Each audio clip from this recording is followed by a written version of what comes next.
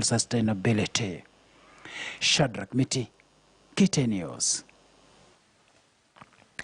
So now the Director General, Ministry of Health, Dr. Peter Amoth, has denied directing the Kenya Medical Supplies Authority to procure the controversial COVID-19 pandemic goods. Amoth told Parliament that KEMSA neither consulted his office nor sought technical advice in the purchase of the personal protective equipment to control the spread of the new coronavirus. A senior political affairs reporter, Patrick Amimo, has more. Yes. The National Assembly Public Investment Committee invited the Director General, Minister of Health, to shed light on the special audit report on utilization of COVID-19 funds. The Auditor General says KEMSA used funds meant for universal health care to buy PPEs at a cost of 7.6 billion shillings. The goods is now dead stock at KEMSA stores.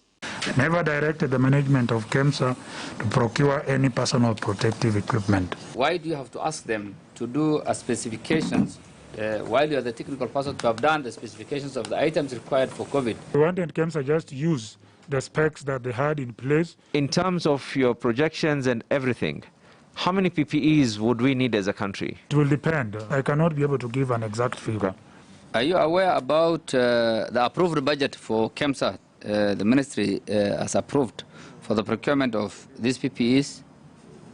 I'm not aware of the budget. And so your technical advice as to the quantities of the equipment was not sought and was not given? It was not sought, it was not given. Apart from unmasking the COVID-19 millionaires, some donations remain unaccounted for. What can you tell this committee about the Jack Ma, I don't know whether it's Mai or Maya?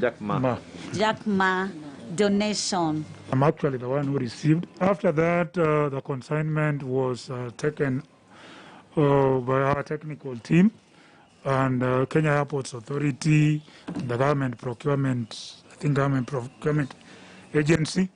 Were you there as an advisor, technical advisor, and maybe to check on quality in terms of health care, if it would mean anything towards the prevention of this pandemic? It was just a ceremonial event, so I could not go ahead to be able to open and verify the contents of the donation. The government is now in catch-22 situation over dead stock at KEMSA stores. Even as of today, no one has documented and said, this is now what we need. The CS is approving that the counties to buy these things probably at a loss to KEMSA.